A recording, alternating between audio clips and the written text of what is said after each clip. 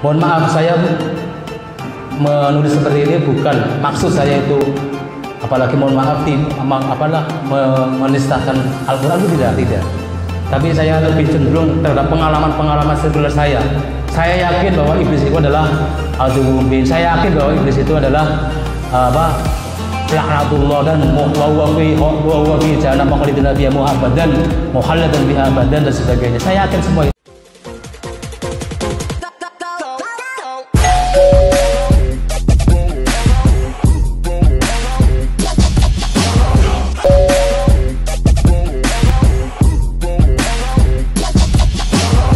Saya menulis ini karena sejarah itu nggak boleh kita lupakan. Fasiru fil ardi fanzuru kaifa kana aqibatul mukadzibin. Kama qala Allah Ta'ala fil Qur'anil Karim. Jadi histori sejarah kenapa kok saya menulis tentang iblis itu berangkat dari tahun kemarin. Tepatnya Sabtu malam Minggu tanggal 25 April 2020 bebarengan tanggal 3 Ramadan 1451 Hijriah, yang mana pada saat itu Sabtu malam Minggu di Rumah Sakit Adela pukul 21.46 menit atau jam 9 lebih 45 menit, jam 10 kurang 14 menit, saya mendapatkan SK dari Allah Subhanahu wa taala yang kemarin hanya sebagai seorang suami, seorang lelaki, tapi malam itu Sabtu malam Minggu pukul 21.46 menit saya mendapat tugas tambahan dari Allah, yakni sebagai seorang ayah. Jadi alhamdulillah Sabtu malam Minggu hari bersejarah bagi saya dan keluarga saya. Saya sangat senang, sangat terharu, dan saya sangat bangga. Saking senangnya, saking bahagianya, saking terharunya ketika pukul 21.46 menit seorang anak lelaki hadir lahir. Saking bahagianya, kesadaran syar'i saya hilang waktu itu. Kesadaran syar'i saya kenapa hilang? Maksudnya adalah pada saat itu seharusnya kan ketika anak dilahirkan maka telinga kanan diadani, telinga kiri diiqamati. Man wulidallahu mauludun fa'adzana fi udhuni al-yumna wa qama fi udhuni al-yusra lam tadurruhu umusibyan. Kalau dalam hadisnya seperti itu ya. Barang siapa yang dilahirkan seorang anak maka kuping telinga kanan diadzani, telinga kiri diiqamati, lam tadurruhu umusibyan, maka si anak akan dijaga dari godaan umusibyan. Siapa itu umusibyan? Jin perempuan yang suka bermain, yang suka mengganggu anak kecil. Dalam bahasa sederhananya adalah kuntilanak. Jadi kalau wewe Pak Haji, kalau wewe. Jadi barang siapa yang lahir seorang anak maka secara syar'i adalah telinga kanan diadani, telinga kiri diqomati. Lam tadurruhu umusibyan at-tabi'atu minal jinni al-musamadu 'inda nasi bil qarina. Jin perempuan yang selalu mengikuti, yang selalu menemani, yang selalu menggoda anak kecil, yaitu bil qarina, namanya qarina, ibu qarina, atau tadi wewe gombel ya apa Pak? Pasti kalong wewe atau kuntilanak lah bahasanya. Nah waktu itu saya hilang kesadaran syar'i. Besok malamnya, malam Senin baru saya sadar, oh ternyata kemarin saya salah. Seharusnya saya adzan di kuping kanan, iqamah kuping kiri. Sebagaimana Rasulullah bersabda, man wulidalahu mauludun fa adzana fi udhuni al-yumna wa aqama fi udhuni al-yusra lam tadurruhu umusibyan. Ay at-tabi'u minal jinni al-musamadu 'inda nasi bil qarina. Akhirnya malam Senin, ini masih dalam nuansa Ramadan. Malam Senin saya qodoni, saya adzan kembali. Saya adzan kuping telinga kanan, iqamah telinga kiri, dan saya minta maaf kepada Allah dan juga minta maaf kepada Zadid itu. Anak saya namanya Muhammad Khairuz Zadid Taqwa. Terinspirasi oleh ayat dalam surah Al-Baqarah, Al-Hajju asrul ma'lumat, faman farada bihin al-hajja fala rafasa wala fusuka wala jidal hajj wa ma taf'alu min khairin ya'lamullah wa tazawwadu fa inna khairuz zadit taqwa wattaquni ya ulil albab. Al-ayah. Kemudian hari-hari saya isi dengan kebahagiaan, kesenangan, keterharuan. Setiap malam saya lihat Zadid itu luar biasa. Saya lihat Zadid ketika itu, Zadid pasti tersenyum. Pasti tersenyum. Saya yakin bahwa getaran kasih sayang dalam hati saya terkoneksi kepada tubuh si Zadid itu. Artinya Zadid itu tahu betul bahwa ayahnya sayang kepada dirinya. Karena saya yakin Zadid itu seorang wali. Zadid itu seorang wali karena dalam keterangan menurut Syekh Al-Alim Al-Alamah Al-Mubakhirul Ulum Al-Habib Abdullah Al-Haddad, beliau mengatakan bahwa at-tiflu nisful wali fa innahu la yaghsillaha fal wali la yaghsillaha wa yuqtihi. Anak kecil adalah seorang wali karena wali anak kecil tidak pernah bermaksiat. Sebagaimana seorang wali, dia tidak akan durhaka kepada Allah, bahkan taat kepadanya. Lah, singkat cerita masih dalam nuansa Ramadan. Pada saat jam, saya harinya lupa, tanggalnya juga lupa. Pada saat jam 2 masih dini hari, jam 2 malam, saya masuk kamar bukan ke istri tapi ke Zadid ya. Saya masuk kamar, istri masih tidur, Zadid tidur. Saya pandang wajahnya Zadid itu. Ternyata Zadid itu juga tersenyum. Lah, pada malam itu, iki tongkat sejarah kenapa saya menulis iki. Pada malam itu tiba-tiba ujuk-ujuk saya punya keinginan, ada gauk dalam hati saya untuk membaca surat Al-Kahfi. Tidak ada kesengajaan. Saya lihat Zadid, lagi-lagi dia tersenyum, tapi ada keinginan untuk membaca surat Al-Kahfi. Yang jelas kalau nggak salah bukan malam Jumat waktu itu. Akhirnya saya baca sambil lihat Zadid, saya baca Bismillahirrahmanirrahim. Alhamdulillahilladzi anzala 'ala 'abdihil kitaba wa lam yaj'al lahu iwajan qayyiman liyunzira ba'san shadidan min ladunhu wa yubashshiral mu'minin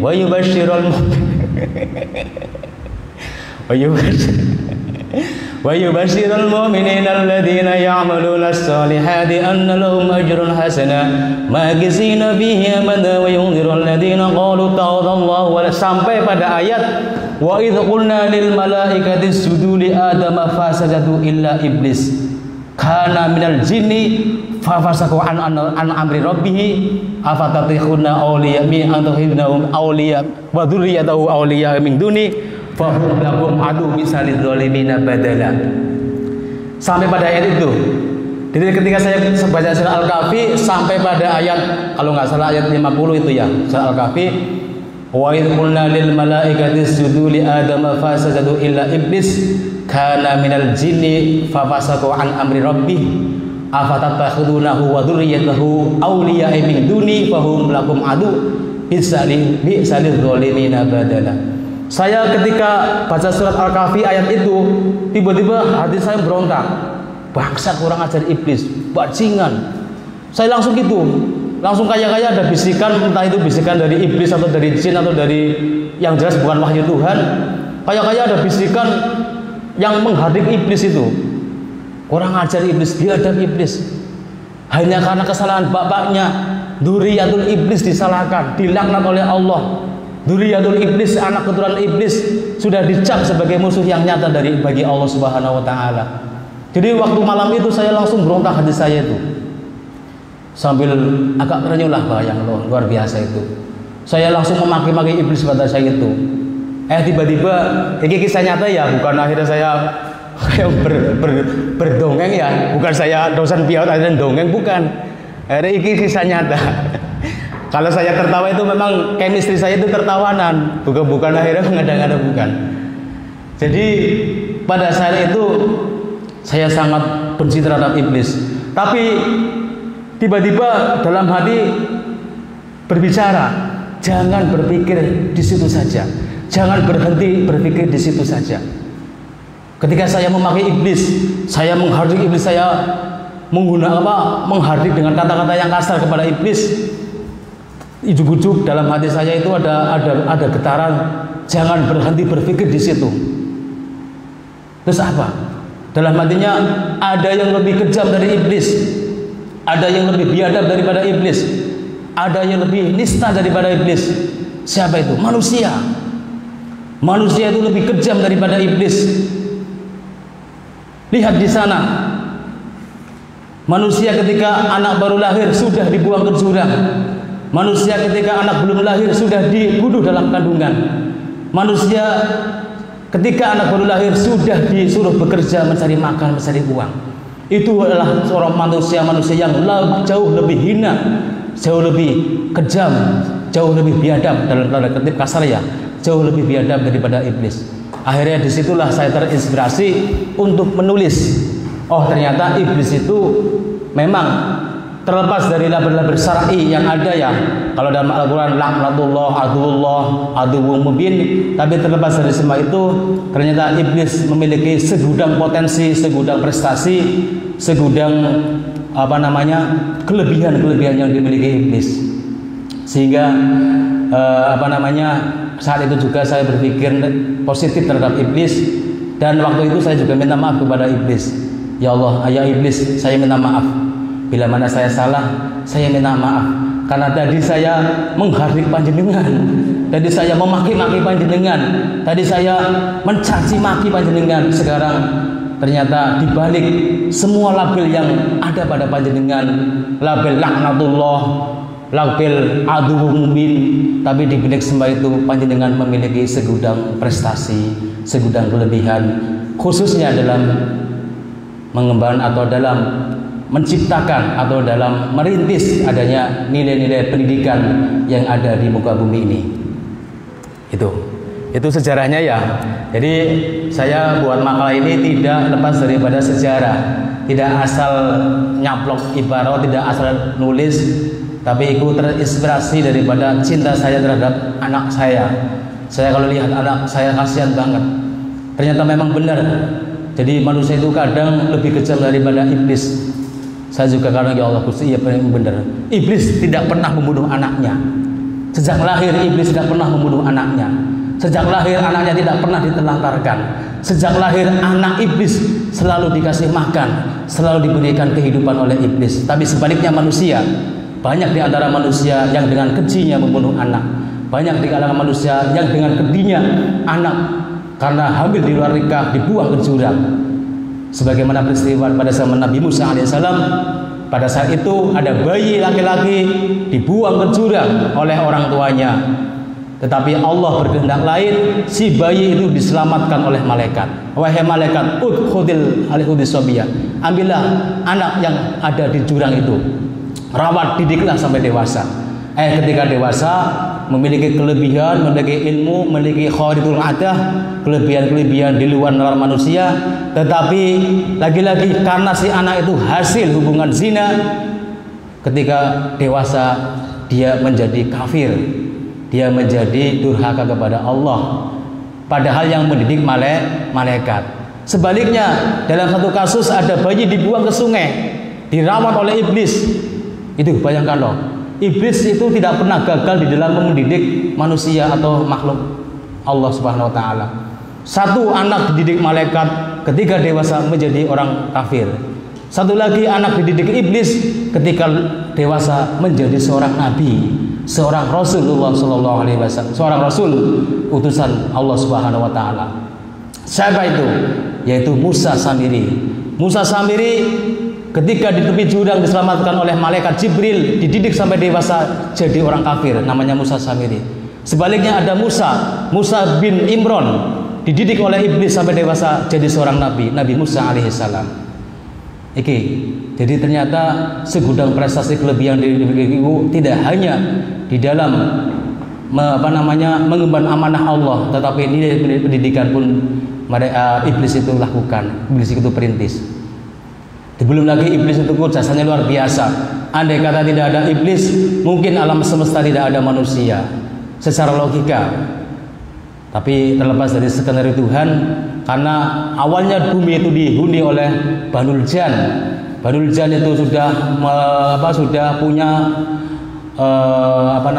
intinya seperti manusia, berpendidikan, kemudian bermasyarakat, bermuamalah, menikah, berpasang-pasangan, tetapi dalam waktu yang lama sehingga mereka banyak yang ingkar lalu Allah mengutus malaikat, mengutus iblis beserta jundul iblis, bala tentara iblis untuk membinasakan Banul Jan, sehingga mereka binasa dan lahirlah manusia di muka bumi ini dengan diutusnya atau dengan diturunkannya Nabi Adam alaihissalam. Lah iblis itu berasal dari kata ablasa. Itu ablasa ay min rahmatillah ay ayasa. Jadi iblis itu berasal dari ablasa, balisa.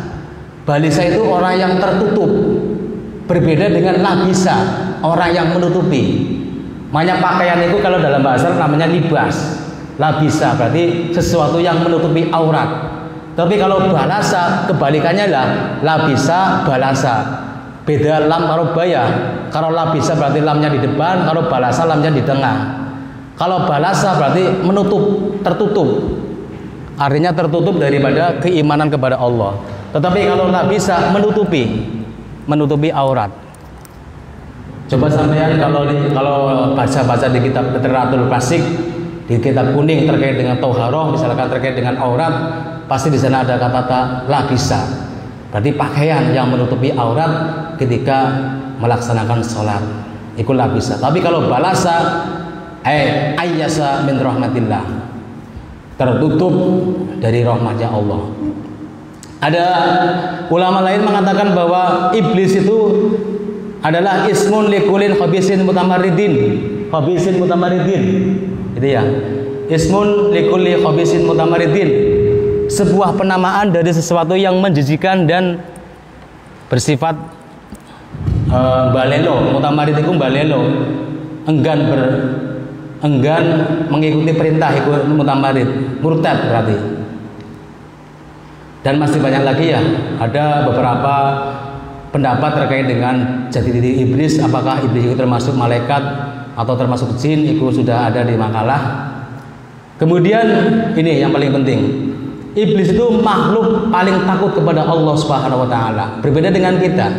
Kadang kita ketika masa-masa ketika tanggal 6 taat kepada Allah, sholat duha 12 rakaat, sholat witir 11 rakaat, sholat tahajud 12 rakaat, masana surat Yasin, surat Waqiah, surat Mulk, wis guling-guling lah pokoknya.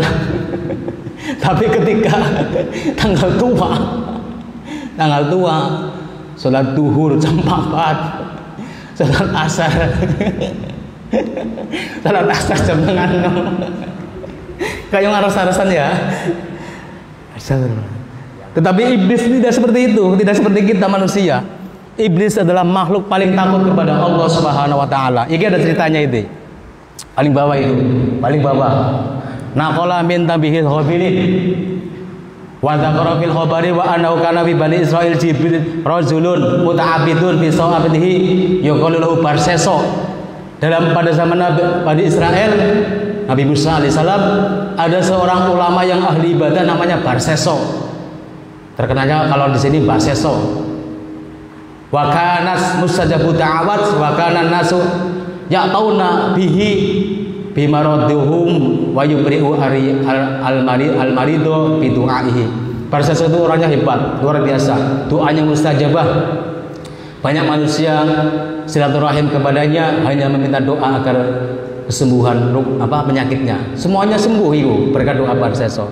Itu ceritanya panjang. Singkat cerita, ada seorang raja punya gadis cantik jelita. Ketika sedang berkumpul dengan keluarganya, tiba-tiba si gadisku hilang kesadaran, gilanya itu bukan karena sifat genetikanya, tapi karena dicabut oleh iblis, namanya jin ifrit, iblis ifrit itu kalau dalam ibarat ini. Si gadis tadi, anaknya si raja, akalnya hilang. Kemudian semua dokter, semua tabib dipanggil, tidak ada yang mampu menyembuhkan. Tiba-tiba ada iblis berwujud manusia. Ada di sana ada orang sepuh yang pandai dalam mengobati segala penyakit, namanya Barseso. Coba gadis itu kami dengan kesana aja. Akhirnya singkat cerita, si gadis disuruh ke Barseso. Akhirnya si Barseso dibisiki oleh iblis, si gadis kalau bisa jangan langsung pulang, diamkan di sini beberapa hari. Keluarga raja disuruh pulang. Singkat cerita, akhirnya kerajanya pulang, keluarganya, si gadis itu malah digauli oleh Barseso. digauli, kemudian takut dibunuh, kemudian dikubur di rumahnya. Tetapi raja juga dibisiki oleh iblis, akhirnya ketahuan. Singkat cerita, Barsasa itu dihukum oleh iblis, oleh raja dengan dipancung,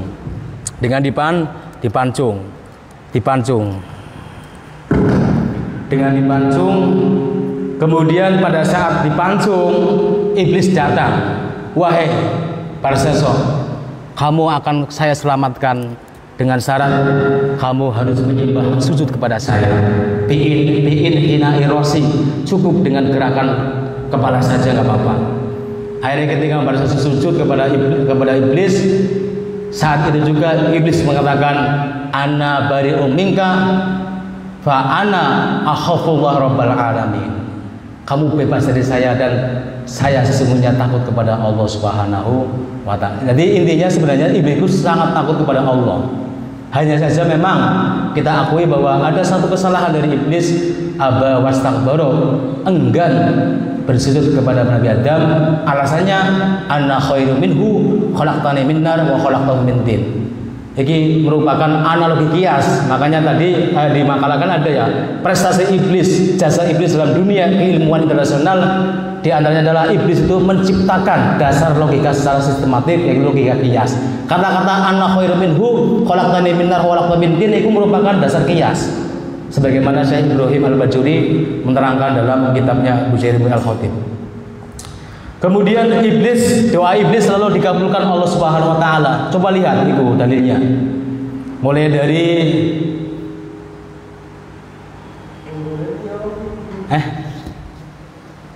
enggak dingin. Ayo. Qala ya Rabbi anzilni al-ardha waj'alni rajiman faj'alni baitan qala al-hamam. Jadi iblis minta rumah, maka Allah memberikan hamam. Iblis minta majlisan, qala al-aswaq, memberikan pasar. Qala faj'alni ta'aman, iblis minta makan, qala malam yuzkillahu sallallahu alaihi. Qala is'alni syaraban, qala kul muskirin, qala ij'alni mu'idan, qala ta'aman, dan sebagainya. Itu semua permintaan iblis tidak ada satupun yang ditolak oleh Allah Subhanahu wa taala. Intinya doa iblis itu selalu mustajabah, dikabulkan oleh Allah. Bahkan iblis ketika meminta kepada Allah untuk untuk menggoda manusia pun dikabulkan oleh Allah, tidak ditolak. Luar biasa. Makanya Imam Al-Bujairul Al-Khatib, seburuk-buruknya iblis, dia punya kelebihan, yakni doanya selalu dikabulkan. Itu seburuk-buruknya iblis. Kalau kita sebaik-baiknya kita punya kekurangan, doanya jarang dikabulkan. Minta mobil, oli cikar. Tapi iblis, doa iblis selalu dikabulkan oleh Allah Ta'ala. Prestasi iblis itu sudah ada ya di makalah. Mungkinkah iblis bertobat? Lagi. Mungkinkah iblis bertobat? Wa minal ahbaril ajibah marwa anna iblis ata ila Musa bin Imran alaihissalam wa qala lahu idza najaita rabbaka fashfa' li indahu was'alhu hal li indahu min taubah idza tubtu. Jadi kata-kata iblis ini. Jadi iblis itu datang ke Nabi Musa lalu berkata, "Idza najaita rabbak fashfa' li indahu was'alhu hal li indahu min taubah idza tubtu." Hai Musa, ketika engkau bermunajat kepada Allah, maka tolong sampaikan kepada Allah, tanyakan kepada Allah, apakah ada pintu tobat bagi saya?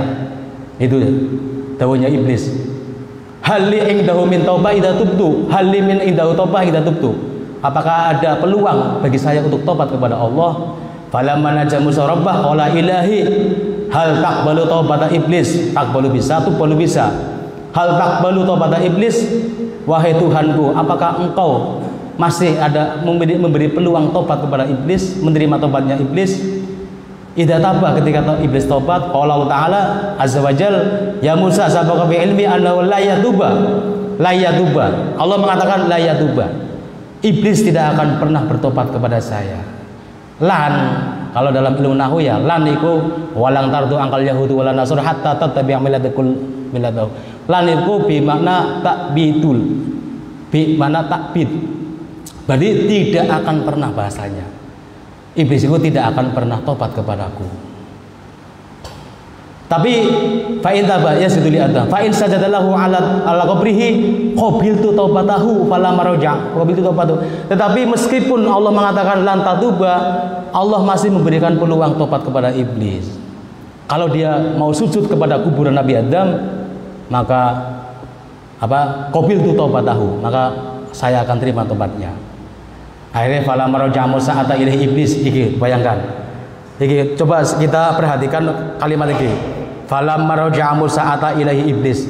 Falamma raja'a Musa ata ilahi iblis. Iki mengandung nilai pendidikan yang luar biasa.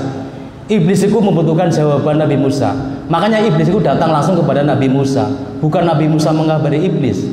Ata ilahi iblis. Berarti iblis itu langsung datang ke Nabi Musa menanyakan bagaimana Allah itu, jawabannya Allah bagaimana. Ini kalau dalam dunia pendidikan berarti kan murid itu kalau mau cari ilmu harus mau keluar dari tempatnya, harus mau langsung ke Imam Bukhari, seorang perawi hadis. Beliau ketika mencari guru 2 bulan berjalan hanya ingin mencari guru tentang hadis itu. Tetapi sekarang kan kadang mau mencari ilmu, kadang malas-malasan, kadang mau bayar SPP juga, kadang malas bayar, pokoknya pirang-pirang. Tapi kalau iblis enggak. Iblis itu mengajarkan nilai-nilai pendidikan bahwasanya seorang murid harus menghormati gurunya. Kalau mau butuh terhadap guru, maka datangilah gurunya. Jangan guru ditelepon suruh datang ke rumahnya, jangan. Tapi ata ilahi iblis. Iblis lalu datang ke Musa. Lalu iblis berkata, wa qala lahu ya Musa, ma sana'ta bi hajati. Wa qala lahu Musa al amru mu'allaqun. Wahai Musa, bagaimana hajat saya? Apakah sudah disampaikan pada Allah? Nabi Musa menjawab, wal amru mu'allaqun. Oh, masih ada peluang, iblis. Hajat kamu itu masih ada peluang untuk tobat. Hanya satu syaratnya, yaitu kamu harus sujud di kuburan Nabi Adam alaihissalam. Tetapi lagi-lagi iblis tidak mau sujud. Singkat cerita, kalau dalam keterangan ini kayaknya ada kecil kemungkinan iblis itu bertobat kepada Allah Subhanahu wa taala. Tetapi walaupun demikian, Allah masih memberikan peluang bagi iblis untuk bertobat. Yang jadi pertanyaan di sini, ini pertanyaan saya dari tahun kemarin. Mohon nanti kalau kita sebelum diskusi nanti panjenengan sebelum bertanya, saya ingin masukan dari panjenengan terkait dengan pertanyaan saya ini. Bolehkah kita mendoakan anak keturunan iblis dengan doa hidayah? Tadi saya ceritakan dari awal hanya karena kelakuan bapaknya, anak cucu cicit petarangan bodol, dzurriyyatul iblis itu dikambing hitamkan, diatuun-atuunkan, dilaknatullahkan dan sebagainya. Akhirnya kadang saya berpikir gini, apakah boleh saya itu mendoakan anak keturunan iblis agar mereka dapat hidayah sehingga tidak seperti bapaknya iblis itu, boleh apa tidak? Bolehkah kita mendoakan anak keturunan iblis dengan doa hidayah? Yang kedua, bolehkah kita bertawasul kepada iblis? Terlepas dari iblis itu merupakan adu mubin terlepas daripada iblis itu laknatullah, terlepas daripada iblis itu adu mubin, tetapi dibalik semua itu tadi prestasi iblis itu sangat mentereng. Doanya selalu dikabulkan mustajabah. Kita saja tawasul kepada para aulia saja diperbolehkan Mohon maaf, aulia juga seperti manusia, kadang punya kesalahan, kadang punya khilaf. Toh itu kita diperbolehkan bertawasul kepada para aulia. Ini perspektif Ahlussunnah Jamaah Kalau mungkin kalau firqah lain mungkin tidak ada tawasul mungkin, tapi kita kan melihat realita banyak masyarakat kita, terutama masyarakat Jawa yang bertawasul kepada para ulama sholihin, para hukama, para fudola dan sebagainya. Dan yang jadi pertanyaan, bolehkah kita bertawasul kepada iblis? Kita tidak meminta kepada iblis, tapi tawasul. Illa khadrati iblis MA. Boleh enggak? Kenapa saya katakan MA? Saya kemarin kan sudah mengikuti mata kuliah pendidikan multikultural di S3. Jadi saya tidak akan mengatakan laknatullah, tidak mengatakan musuh Allah, tapi MA itu adalah makhluk Allah. Saya tidak ada maksud untuk mentahsifkan, menistisahkan gelar MA, bukan tapi MA di sini adalah makhluk Allah. Ini yang di sini Ini MA. Jadi mohon maaf ini. Kenapa profesor dokter? Karena seluruh gelar sudah diperoleh oleh iblis. Mulai dari gelar abid, kemudian apa itu di langit sampai langit 7 itu ya. Di langit 7 namanya Azazil, di Lauhil Mahfuz namanya iblis. Iblis itu gelar kehormatan tertinggi. Karena gelar itu diberikan oleh Allah kepada iblis di saat iblis mencapai puncak ibadah di Lauhil Mahfuz, namanya gelarnya iblis. Kalau di langit 7 namanya Al-Azazil itu. Jadi iblis itu namanya banyak gelar. Makanya saya sepakat apa yang disampaikan oleh Cak Nun bahwa iblis itu bukan nama, tapi gelar jabatan. Itu kan saya pernah mendengar Cak Nun itu, bahkan kita harus bangga menjadi iblis-iblis di Jawa. Karena iblis itu ada di tanah Jawa, kata Cak Nun itu. Dan Adam itu diciptakan dari tanah Jawa. Terlepas dari kitab Taqwaul Ahbar ya. Kalau dalam kitab Taqwaul Ahbar kan kepalanya Nabi Adam diciptakan dari tanah Arab, tanah Mekah. Hatinya Nabi Adam diciptakan dari tanah surga. Tapi Cak Nun berbeda. Kalau Cak Nun mengatakan Adam itu diciptakan dari tanah Jawa, itu pun hasil kerja keras dari malaikat Israfil. Waktu itu Allah menurunkan malaikat Israfil untuk mengambil tanah Jawa, tapi iblis melarangnya. Israfil dilarang, Mikail dilarang, terakhir Israfil itu. Israfil berhasil mengambil tanah di Jawa, lalu menciptakan Nabi Iblis, menciptakan Adam pas malam Jumat. Pas malam Jadi Adam itu diciptakan pas hari Jumat. Jumiat jasadahu, maka Jumiat kan malam hari Jumat itu. Makanya malaikat Israfil itu kan juga bertanggung jawab untuk mencabut nyawa. Karena malaikat Israfil awalnya adalah menghidupkan nyawa Nabi Adam, maka tugas malaikat Israfil adalah mencabut nyawa manusia, Bani Adam dan sebagainya, dan keturunan serta makhluk-makhluk yang lain. Demikian prestasi dari saya. Sekali lagi mohon masukan-masukannya. Barangkali ada masukan dari para musyawirin, para audien terkait dengan pertanyaan ini pertanyaan serius. Kalau boleh dari panjenengan, nanti saya akan tahu kepada iblis. Kalau boleh saya akan berdoa agar anak iblis itu dapat hidayah oleh Allah Ta'ala. Karena saya kasihan ya, saya kasihan kepada anak-anak iblisku. Sejak lahir usia dini ya, sejak lahir si anak sudah disuruh lari sekuat tenaga, sekencang nafas sejak lahir. Bayangkan, itu kalau dalam hadisnya ya, kalau hadis Rasulullah, anak iblis sejak lahir belum merasakan indahnya masa balita, belum merasakan nikmatnya usia dini, belum merasakan indah pelanginya masa remaja, bahagianya usia dewasa. Sejak lahir sudah disuruh oleh bapaknya untuk lari sekuat tenaga, lari sekencang nafas, hanya untuk mewujudkan keinginan dari bapaknya, yaitu iblis. Makanya saya kasihan sama anak iblis itu ya. Saya ketika punya anak, saya langsung jauh kasihan. Tidak hanya kepada anak-anak manusia saja, tapi kayak semuanya. Saya kadang lihat anak gede, saya kadang lihat pitik-pitik itu anak-anak hewan ya. Kalau lihat ya Allah kasihan. Saya juga saya ke iblis juga kasihan, Allah luar biasa ini. Ya kalau boleh nanti saya akan doakan, saya berdoa. Terlepas dari doa saya mustajab atau tidak, kalau diperbolehkan dari panjenengan, nanti saya akan doa kepada Allah agar anak keturunan iblis mendapatkan hidayah. Sekian presentasi dari saya. Kurang lebih yang mohon maaf, barangkali apa yang saya tulis tidak sesuai dengan pendapat atau pemikiran panjenengan. Sekali lagi saya mohon maaf yang sedalam-dalamnya. Saya Rizky. Assalamualaikum warahmatullahi wabarakatuh.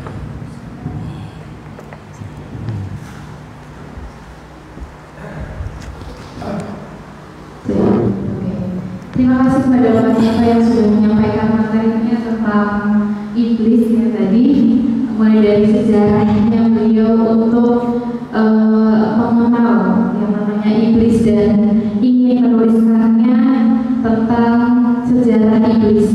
Nah, tadi sedikit disinggung oleh Pak Sarto bahwa ada beberapa hal yang dapat kita tiru dari iblis dalam mendidik anak-anaknya. Ya, ada beberapa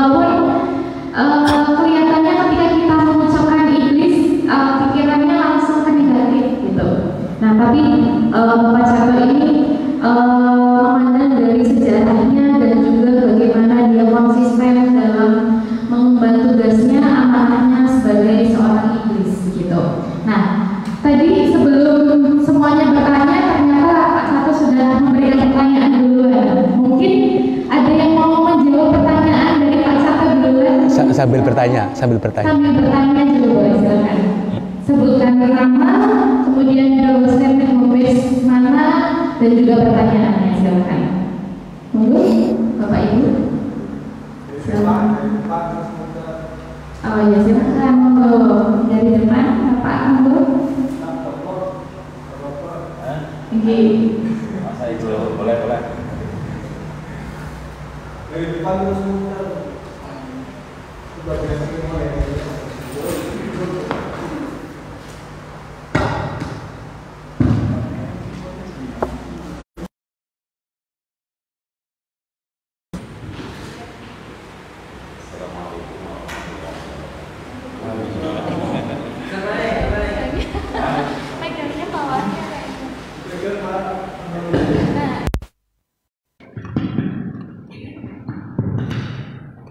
Terima kasih atas waktunya.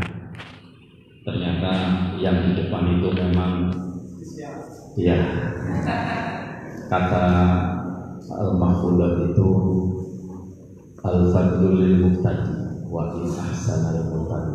Itu saja. Baik. Ini menarik sekali, apalagi diawali dengan cerita khairuz zadi taqwa. Mudah-mudahan betul-betul menjadi hamba Allah yang muttaqi. Amin ya rabbal alamin. Terus terang apa yang disampaikan Pak Cato, saya tidak sependapat. Ini dicatat. Tapi ketika Pak Cato membahasnya adalah karena minal jinni fafasaqo min amri rabbi. Al-an di akak itu ya. Coba dibuka tadi Pak Cato biar teman-teman melihat.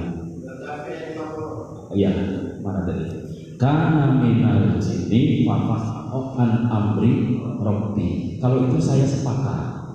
Sehingga Pak Cato dari awal menyebut iblis menurut saya kurang tepat. Yang tepat adalah jin.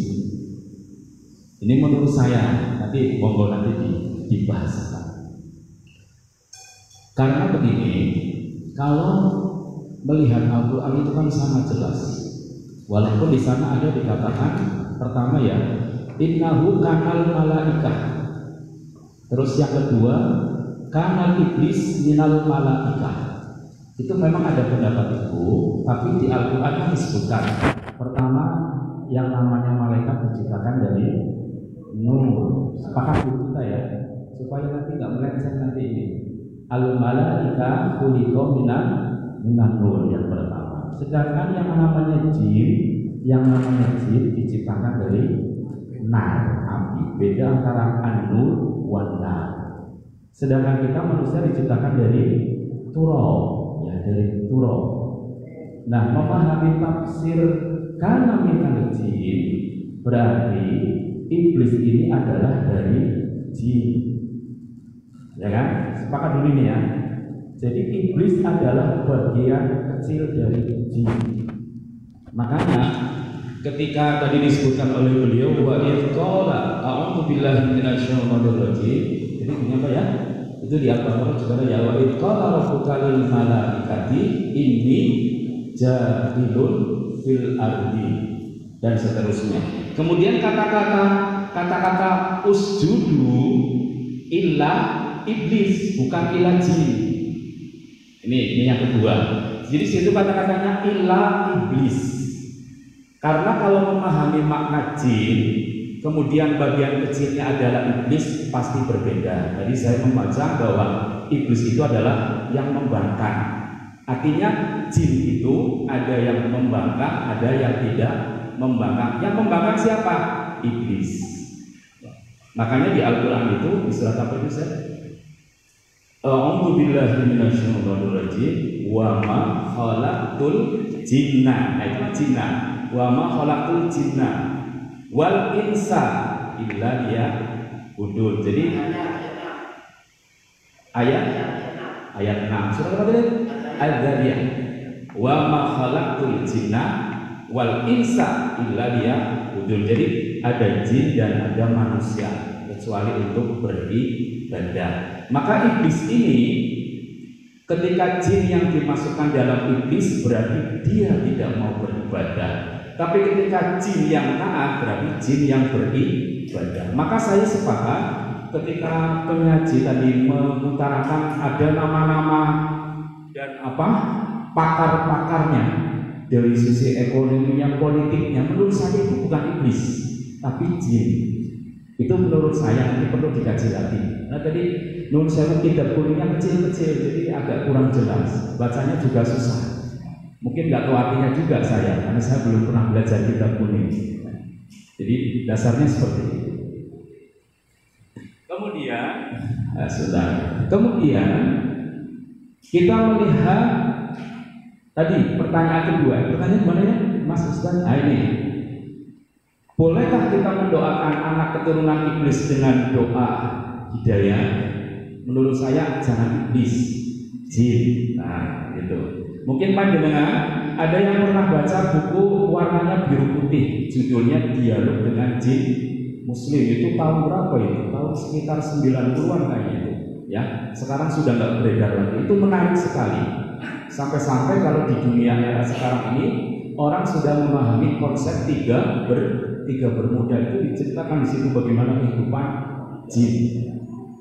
Nah, sehingga pertanyaan ini menurut saya adalah bolehkah kita mendoakan anak keturunan jin? Kalau iblis kan membangkang, abawas takbar. Kalau namanya abawas takbar harus kita hindari.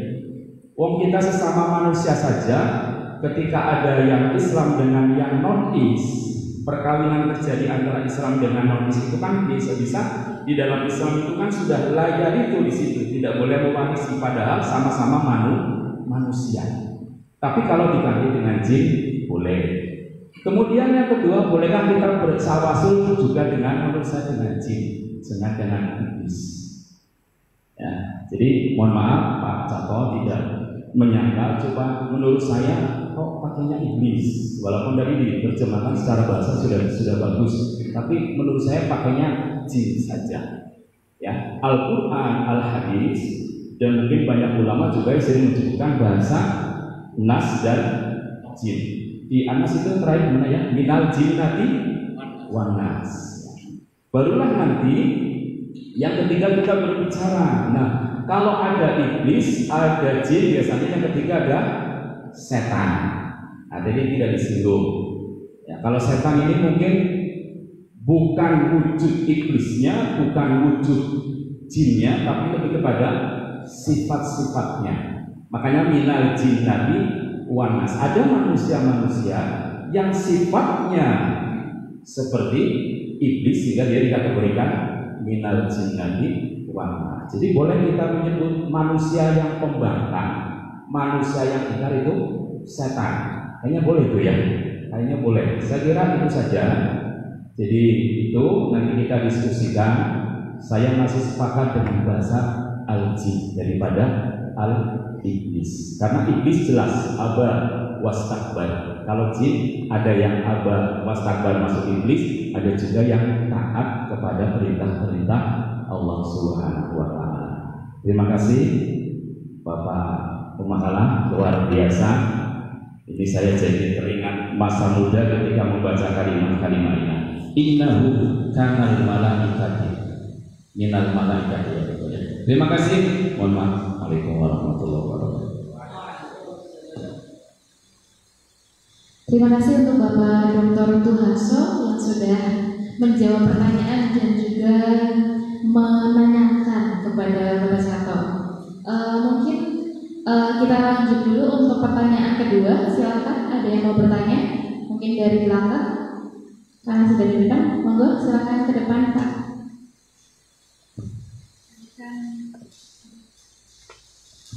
Sebutkan nama dan nominasinya ya, Pak.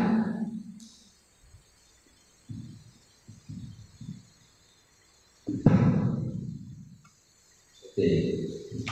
Assalamualaikum warahmatullahi wabarakatuh. Ahmad Syaikhul Fadli PAI. Pertama saya mengapresiasi yang tadi ini tema yang cukup berarti sebenarnya menurut saya, dan ini tema dan judul yang sensitif saya sebenarnya, sensitif karena juga sangat bertentangan dengan sangat bertentangan dengan mungkin banyak pembahasan yang mungkin bertentangan dengan dogma agama yang selama ini didoktrinkan oleh agama kita atau guru-guru kita yang notabene itu juga berdasarkan Al-Quran. Namun demikian, terlepas dari itu, kajian akademik yang disampaikan ini sudah cukup representatif dan layak untuk dikaji. Makanya saya berapresiasi, sehingga kalau tadi moderator menyampaikan kalau bicara iblis langsung konotasinya negatif, karena itu adalah bagian dari akibat dogma bahwa iblis itu adalah musuh dan pendosa. Terkait dengan pertanyaan tadi, sebenarnya dari pemakalan menyampaikan pertanyaan yang bagi saya yang sama, itu juga dogma saya, itu juga sentimen, sensitif sekali. Boleh tidak bertawasul terhadap iblis dan keturunannya? Malah kemudian kalau boleh saya menjawab, siapa sih yang melarang? Silahkan saja atau tawasul saya, simpan larang siapa? Ya silakan, tawasulnya juga ke orang, ada asal itu bukan urusan saya. Artinya begitu. Artinya tawasul kepada amal soleh, atas amal soleh juga memungkinkan. Karena terkait dengan makanya tawasul kepada bagaimana? Ya kan itu bukan urusan saya. Ya. Artinya tidak ada hukum menurut saya, itu bukan urusan kuliah, bukan akidah. Kemudian juga pertanyaan yang kedua tadi, adakah kemungkinan iblis untuk bertobat dan Allah menerima tobatnya? Sekali lagi, itu bukan urusan saya, itu urusan Allah. Artinya kan iblis itu makhluk, minal mungkinat, everything is possible bagi Allah. Saya kira begitu. Kalau kemudian Allah memberikan just bahwa iblis itu di neraka kholidina fiha, itu kuasa Allah, dan kemudian Allah juga punya kuasa untuk mengamandemen, itu juga kuasa Dia, begitu. Sehingga mungkin enggak, ya mungkin. Kenapa? Iblis minal mungkinan, minal makhluk, bagi saya begitu. Maka mungkin tidak, ya mungkin, bagi saya begitu. Sehingga kalau tadi Pak Dokter menyampaikan bahwa iblis itu minal jin, ya ada, artinya perbedaan pendapat itu sudah ada. Dan dari makalah saya baca, walaupun belum sempat saya baca tadi, mohon maaf, itu sudah sangat representatif tentang perbedaan pendapat siapa dan bagaimana iblis itu dengan dasar kitab putih, Pak, makanya putih, bukan kuning. Nah, secara kalau dikatakan iblis itu minal malaikat, ya betul ya. Iblis minal malaikat juga tegasnya jelas. Artinya Kalau makhluk judul pasal jadu ila iblis, kitobnya kepada malaikat. Allah memerintahkan malaikat untuk sujud kepada iblis, kepada Adam, tapi yang tidak mau membangun adalah iblis. Artinya mustasna dunia itu malaikat. Malaikat disuruh sujud kepada Adam, tidak mau sujud semuanya pasal jadu ila iblis, kecuali iblis. Berarti iblis tinggal malaikat, begitu maksudnya. Jadi, iblis sujudkan kalian kepada Adam, sujudkan kecuali iblis, sehingga membunuh kolapannya adalah iblis minta malaikat. Maka ada jalan tengahnya itu adalah Abdullah bin Abbas, sahabat yang menyatakan bahwa minal malaikat, kemudian dia bermaksiat karena memahami perintah Allah, kemudian juga menjelma menjadi iblis, asalnya malaikat. Saya kira mungkin itu Pak, sekedar pendapat dari saya, tapi ini sebenarnya sangat menarik ketika kita dibahas iblis, sehingga berani kita membongkar dogma-dogma agama, walaupun itu adalah bagian dari ajaran yang berdasar pada Al-Quran. Saya kira begitu sekedar tambahan dari saya. Terima kasih. Assalamualaikum warahmatullahi wabarakatuh. Terima kasih untuk Bapak Saiful Bahri yang telah mengungkapkan pendapatnya dan juga menjawab pertanyaan dari Pak Canto. Mungkin satu lagi pertanyaan dari yang ibu-ibu mungkin atau yang lainnya, silakan monggo. Atau yang di belakang, monggo silakan. Saya benar. Oh ya, silakan. Sedikit aja sebetulnya.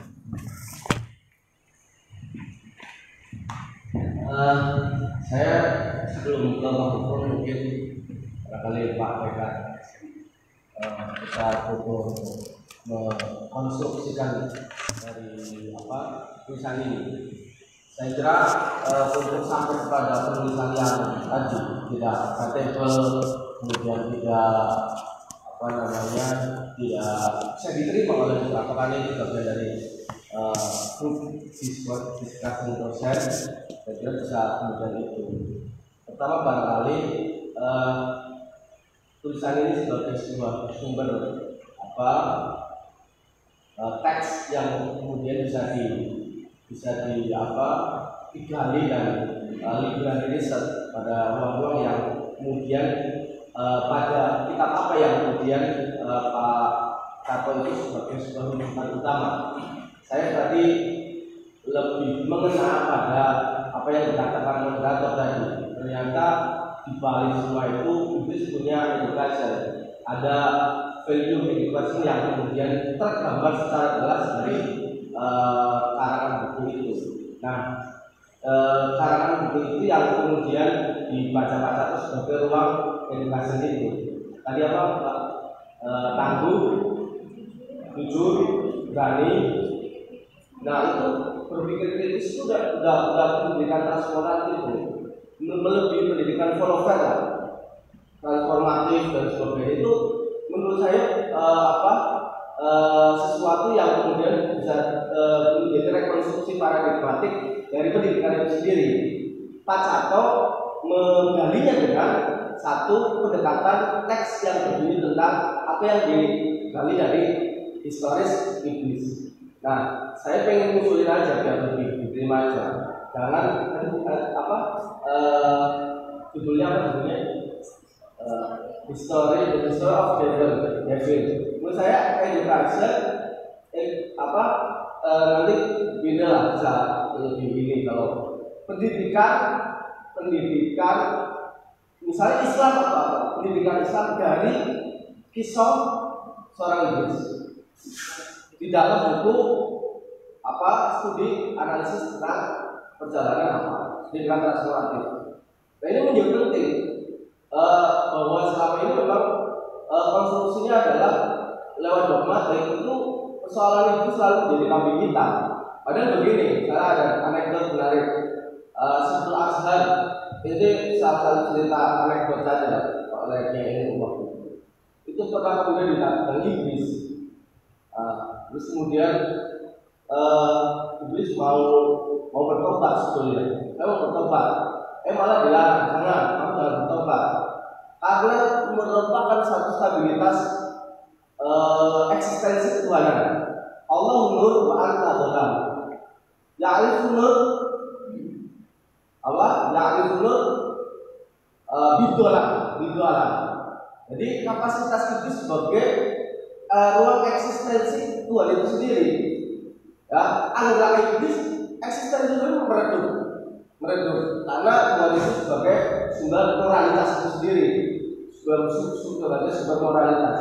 Nah ini yang menurut saya akan bisa lebih digali, bahwa bisa lebih diterima daripada sesuatu yang kita diskusikan tapi tidak bisa diterima. Maka Pak Cato menurut saya lebih menekankan siapa pengarangnya, mutabar atau enggak. Kalau mutabar di dunia itu tidak ada masalah.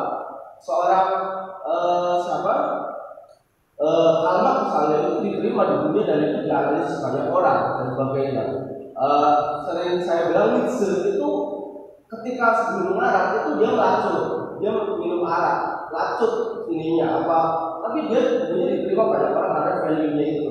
Nah, ini yang penting bahwa apa yang digali dalam acara itu sesuatu yang sebenarnya menarik dan bisa diterima kalau kemasannya juga, terus konstruksi pengetahuan sistematika ininya juga itu menurut saya. Oke, terima kasih. Mungkin sudah cukup ya, tapi kalau ada tambahan setelah atau menjawab dulu. Ya, tadi ada 3 pertanyaan. Yang pertama dari Bapak Dr. Berhaso, kemudian dari Bapak Saiful Bahri dan Bapak Syamsul Falah. Ketiganya mempunyai pertanyaan yang berbeda, mulai dari iblis itu yang dimaksud di sini adalah jin, kemudian tadi ada kritik untuk judulnya untuk bisa dikembangkan kembali.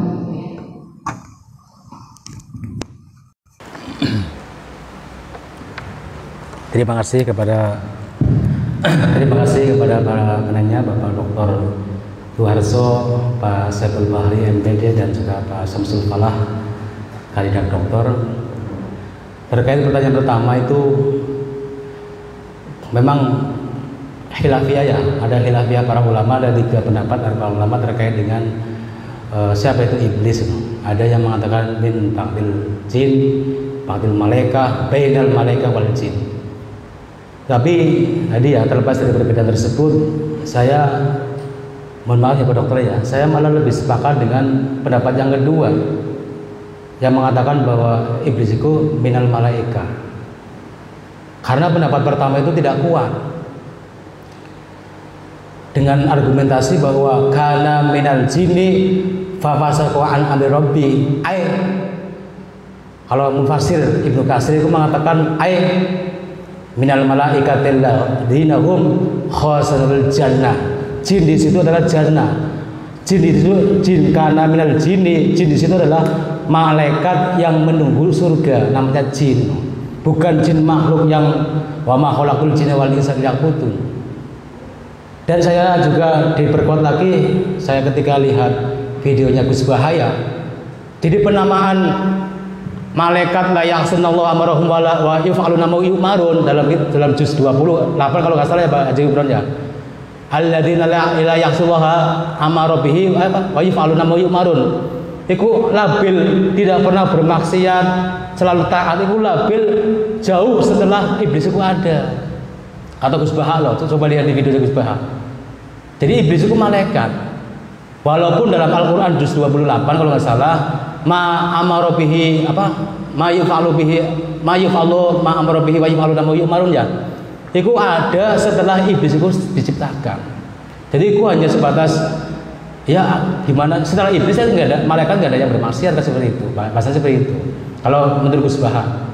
Lah lagi diperkuat oleh ini. Coba ini saya kesana. Wa huwal asad. Lagi. Wa huwal asad. Qaul sani. Jadi ada kaul ketika ada perbedaan pendapat, ada beberapa ulama berbeda pendapat terkait hukum iblis itu siapa. Maka ada pendapat yang muqabilul asah, ada yang pendapat yang asah, ada yang pendapat yang rajih, ada yang pendapat yang mardud. Tapi kalau dalam kitab iki wa huwal asah. Kata-kata asah itu sinilah yang meyakinkan saya bahwasanya iblis itu adalah minal malaika. Terlepas dari perbedaan pendapat ulama ya. Dari Ibnu Abbas mengatakan tadi Pak Saiful Bahri awalnya iblis adalah malaikat, fa asallahu taala fa khadaba alaihi. Kemudian wakana minal jin, minal syaitan. Jadi ada 3 alasan kenapa lebih cenderung ke malaikat. Tadi yang pertama tadi ngajar di bangsa sini, aku ngajar kitab kuning itu. Setiap Selasa Legi, makanya dilihat.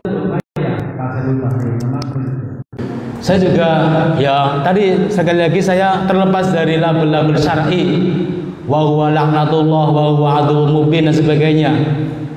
Tapi kenapa saya kadang berpikir gini, coba lihat di sini. Ini. Mana itu?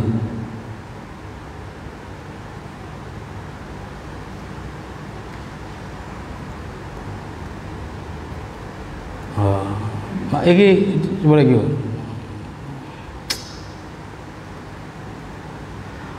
Ya, iki. Wah, hilang mana, Bang. Pokoknya Allah itu selalu suruh hal kepada iblis itu. Ketika ada sesuatu Allah ngomong ke iblis. Jadi gini, tadi saya sepakat apa yang disampaikan oleh Pak Samsul Falah bahwa memang iblis, kehadiran iblis itu untuk menjadi balance dalam kehidupan, untuk mengeksistensikan nilai-nilai ketuhanan. Kalau nggak ada itu, tapi saya juga berpikir gini, jangan-jangan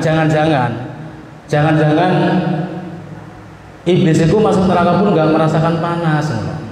Tetapi mereka manusia yang tergoda oleh rayuan iblis itulah yang sebenarnya adalah penghuni neraka. Ibu saya seperti itu. Saya kadang gini, saya nggak adil. Kalau Allah itu nggak adil kalau iblis itu dimasukkan neraka kemudian merasakan panasnya api neraka, nggak adil. Karena setiap kali Allah merintah, sampai sekarang iblis ikut taat. Makanya orang manusia makhluk yang paling taat kepada Allah ya menurut saya adalah iblis. Hanya satu kesalahan iblis, aba wastakbaru tadi. Lagi saya pun mohon maaf tadi saya sudah menceritakannya. Kenapa saya berani menulis seperti ini? Karena tadi berangkat dari sejarah saya ketika saya lihat anak saya bukan anak saya begitu kasihan. Saya kadang teringat ketika buat makalah ini saya teringat, ya Allah, tahun 2005 kemarin dulu ketika saya SMK kelas 2, saya ketika dari rumah ke pesantren Baitul Makmur Talang, saya ketika di bis setiap kali saya naik bis jam 7 pagi, jam 6 pagi, saya mesti lihat si anak bis namanya Nur. Si Nur itu umurnya 7 tahun, setiap hari kerjanya ngemis. Saya tanya, "Dek, sampai bapaknya ini rumah, bapaknya orang kerja, anaknya pitu." Berarti kan orang tua yang melebihi niscaya iblis menurut saya. Anak kecil yang seharusnya mendapatkan pendidikan yang layak, tapi orang tua malas bekerja, malah melantarkan anaknya.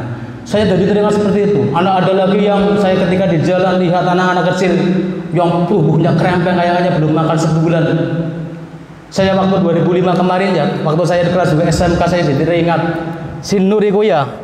Saya pulang ke rumah sebulan sekali. Setiap saya naik bis Kurnia mesti lihat si Nur sedang minta-minta ibu di bis. Waktu saya tanya dia jawab apa kehidupan keluarganya. Saya kasihan kepada si Nur itu tadi anak kecil, rumahnya di belakang Selawiki. Taman bunga dulu kan terminal ya. Katanya di belakang taman bunga itu rumahnya. Katanya adiknya 7. Ayahnya tiduran di rumah nggak mau bekerja, itu kan lebih biadab daripada iblis menurut saya. Iblis nggak pernah menatakan anaknya. Waktu itu saya kasihan sama si Nur, uang saku saya sebulan Pak Dokter, saya kasih ke si Nur. Meskipun saya ditalang di pondok, makannya utang-utang boroning Bu Romplah. Sampai sekarang ditalang masih hidup namanya Bu Romplah. Saya hutang makan sebulan karena uang saku saya sebulan saya kasihkan ke si Nur. Saya kasihan kepada si anak tersebut. Itu pengalaman spiritual seperti itulah puncaknya kemarin tanggal 23 Ramadan ya, atau 25 April 2020. Disitulah akhirnya saya kadang kasihan sama anak iblis. Iblis minal malaikah, bukan iblis minal jin. Kalau minal jin sudah selesai, nggak usah kita bahas minal jin itu. Khalaqul jinna wal insa liya'budun itu sudah selesai menurut saya. Tapi kalau minal malaikah, inilah yang mana keturunan iblis itu sekarang beranak pinak. Setiap hari tidak kurang dari 75 keturunan yang lahir. Semuanya disuruh lari sekuat tenaga, sekencang nafas dan sebagainya untuk menggoda manusia. Apakah nggak merasakan asupan makan ya Allah? Aku kadang kasihan. Disitulah saya bukan hendak merubah Al-Quran, nggak boleh. Merubah Al-Quran hukumnya kafir. Ada seorang ulama dari Jawa Timur sowan ke Pare, pengen mengislamkan manusia masyarakat di Indonesia. Pak Yai, saya pengen masyarakat Indonesia Islam semua. Akhirnya jawab Kiai apa? Kalau kamu mau mengislamkan Indonesia, maka satu caranya. Apa Pak Yai? Al-Quran harus dirubah. Selama Al-Quran nggak bisa dirubah, tidak akan bisa kamu itu mengislamkan Indonesia, bahkan dunia. Mohon maaf, saya menulis seperti ini bukan maksud saya itu, apalagi mohon maaf menistakan Al-Quran, itu tidak. Tapi saya lebih cenderung terhadap pengalaman spiritual saya. Saya yakin bahwa iblis itu adalah aduwwun mubin. Saya yakin bahwa iblis itu adalah laknatullah dan wa huwa fi jahannam khalidina fiha muhabbadan muhalladan biha abadan dan sebagainya. Saya yakin semua itu dalam Al-Qur'an. Tapi di balik semua itu anak keturunannya bagaimana? Saya kasihnya di situ, maksud saya seperti itu. Jadi saya tidak ada niatan untuk menghina Al-Qur'an, tidak ada niatan untuk merubah dogma daripada para ulama, tidak. Tapi lebih karena saya itu merasa simpati terhadap kejadian-kejadian, apalagi sekarang ya banyak dokternya seperti itu. Jadi terima kasih, mohon maaf saya kembalikan ke moderator. Jam 2.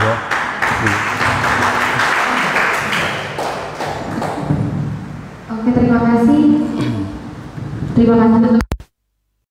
untuk materinya, khususnya yang sudah membedah dari apa yang telah beliau baca, dari pengalaman beliau tentang bagaimana beliau mengenal iblis dari pengalaman beliau ketika anaknya lahir kemudian terinspirasi untuk bisa menulis ini gitu ya. Nah, dari makalah ini bisa kita simpulkan bahwa sebenarnya Pak Satwa ini bukan mengajak kita untuk menjadi iblis ya, tapi bagaimana agar nilai-nilai pendidikan iblis ini kita aktualisasikan dalam kehidupan, khususnya untuk kemajuan dunia pendidikan gitu. Nah, dari sinilah iblis itu sama-sama dia adalah makhluk Allah yang juga harus kita ketahui, yang harus kita pahami bahwa dia itu juga punya banyak kebaikan yang bisa ditiru dan dicontoh begitu. Saya ucapkan terima kasih kepada peserta pada hari ini dan juga kepada pemateri hebat kita kali ini. Kita beri aplaus yang meriah dulu. Luar biasa materinya, karena saya juga baru pertama kali melihat dan mendengar istilah iblis dari sisi kebaikan gitu.